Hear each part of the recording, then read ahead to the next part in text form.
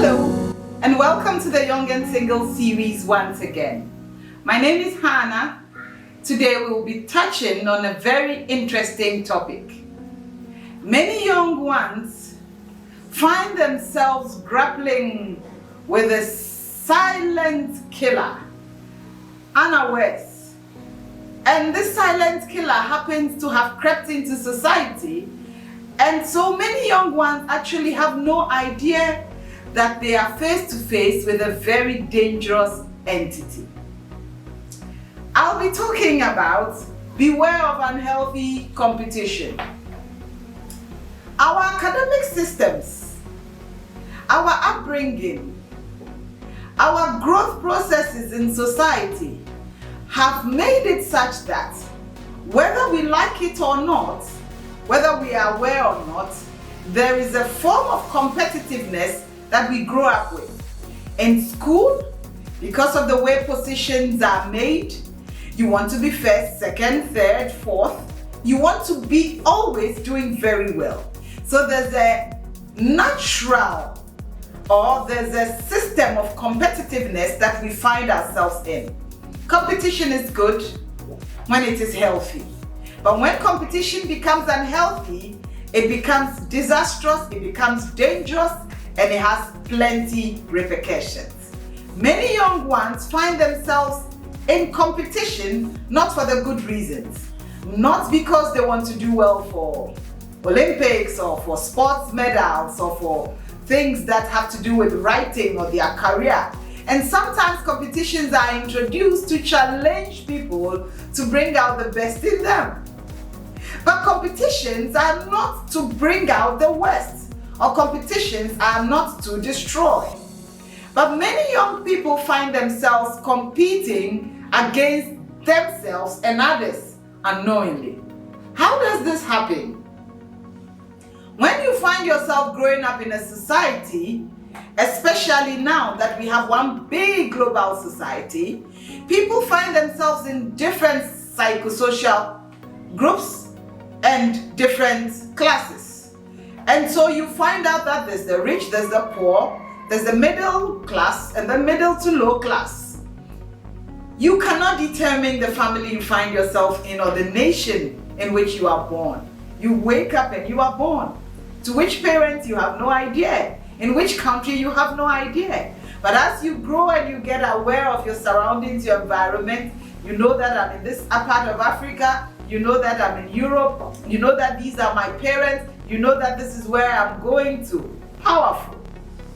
Now, this competitive nature comes in when we reach a certain age. It starts early for some, but the group I am talking to, the young, the single, the adolescents, the young adults, many of them have a lot of competition going on among them because their main identity and the main people that they relate with a lot are peers. And so the people that they look up to are their peers. The people that give them a sense of identity are their peers. The movies they watch, the celebrities they see, these people give them their sense of identity. And so suddenly you find many young ones want to become like their peers, forgetting that as peers we came from different homes, different backgrounds, different advantages, different opportunities.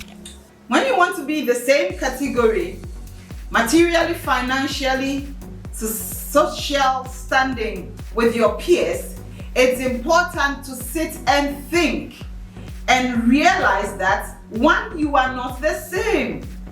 It is so important. Also, know that everybody has his or her time. And then also, you need to reflect deeply that if you do not understand these principles of timing, you would fall into the trap of unhealthy competition. So, what should we do? It's important to understand the societal definition of success. This is the root cause of many of the problems. The societal definition of success has made many people think that Material gains is all that it takes to be successful. The kind of phone you have, the kind of car, the kind of money, the clothes you wear, these are the people have used to define success. Your academic qualifications, the job you do. When success is wrongly defined, you will unconsciously be pushed to want to get things others have. Today, many young people want a particular type of phone because that's what's in vogue. I was talking to young people and they talked about a particular brand of phone, and the way everybody was like, really, I want this, and I was looking at them. One, many of these young ones could not afford that phone. It means that their parents were going to be put under pressure to buy. Some parents could afford, others couldn't. And so for those whose parents couldn't afford, what happened? They were going to use all kind of means to get the phone they wanted. Other gadgets, earpieces, things that they feel will make their life comfortable. Some want cars, some want a certain level of comfort. And all these unhealthy competition is because of the wrong definition of success.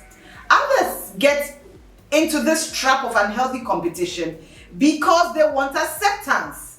They want to belong to a particular clique. They want to belong to a particular group of people. Yeah, they want to be in the cool kids club, or they want to be in the International Students Union, or they wanted to be among those who are defined as having international standards. There are different names people give to different categories. You find people calling some DBs, the Dadabas. You find some people giving nicknames to those who they feel are very local, or people who don't have opportunities. This is another reason why people fall into the trap of unhealthy competition. Acceptance. Would my friends see me as part of them if I don't have that clothes, that dress, that shoe or bag that they have? Identity is another reason why people fall into the trap of unhealthy competition.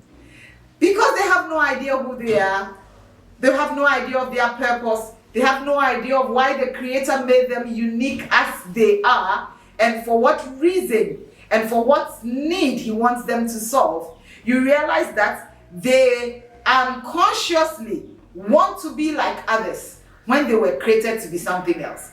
It's so sad when you watch many young ones imitating, sadly, people who they actually should model life for. So they who should have been the role models have become the people following wrong role models. And in following wrong role models, they end up being in competition with those role models, doing what they do, buying what they buy, getting what they get at any cost. The need to belong, I talked about it in acceptance. And then also, some only want to be recognized and accepted. Many people look for love. They need love, they need acceptance. They need their esteem to be fueled by what friends say, what people say. And so, if they need to get a phone, they need to get a shoe, they need to get a particular brand of clothes, they would do that just for the acceptance. How much are you willing to pay for any of these things? You may not have thought about it, but consciously and unconsciously, it's important to review your life and find out if you are not falling into the trap of unhealthy competition. One of the sad problems of unhealthy competition is many people engage in wrong practices just to feed this unhealthy competition. Many people are also immature to handle the things that they desire. You desire money, you desire wealth, you desire fame, you desire success. If you get these things sometimes too early, they crush you. Because these things require wisdom, knowledge, understanding to manage them. Ask the young people who are millionaires how they manage their funds, how they spend their resources. Without the right support, they end up actually being destroyed by it. So, I want you to think deeply. What are the unhealthy competitive things that you find yourself engaging in? Is it clothes? Is it gadgets? Is it even skills? Some people are getting 6, 7, 8 degrees because they want to compete with their friends and they want to know that, well, they also have titles. They have 3 PhDs and 2 masters and 5 certificates and 2 languages. You may be surprised. It may not always be material. Maybe academic qualifications, it may be travels, it may be what you eat, maybe the outings you go to, maybe the places you visited. But many people find themselves falling daily in the trap of unhealthy competitions. And when you fall into that trap of unhealthy competitions, what happens? You become withdrawn sometimes, or you become too assertive. Those who are withdrawn because they feel insecure, they feel they don't have enough, they feel they don't match up to it, without any idea of the greatness in them, the potential in them, and what God most importantly has for them to do. My young one, relax. Your time will come. Understand that there's a time for everything and there's a purpose for everyone. What is good for A may not be good for B. And what is good for your friend may not be good for you. When your time comes, God will give you the opportunity to get that necessary gadget if you need it, the necessary vehicle, the necessary certificate. And so I would end with the scripture in 1 Timothy 6:6, which says, godliness with contentment is great gain. The secret to avoid unhealthy competition is one, have a good relationship with God. Let Him be the reason for doing everything, and let Him be the reason for having everything. After all, everything you met when you were born, and everything you would leave when you die.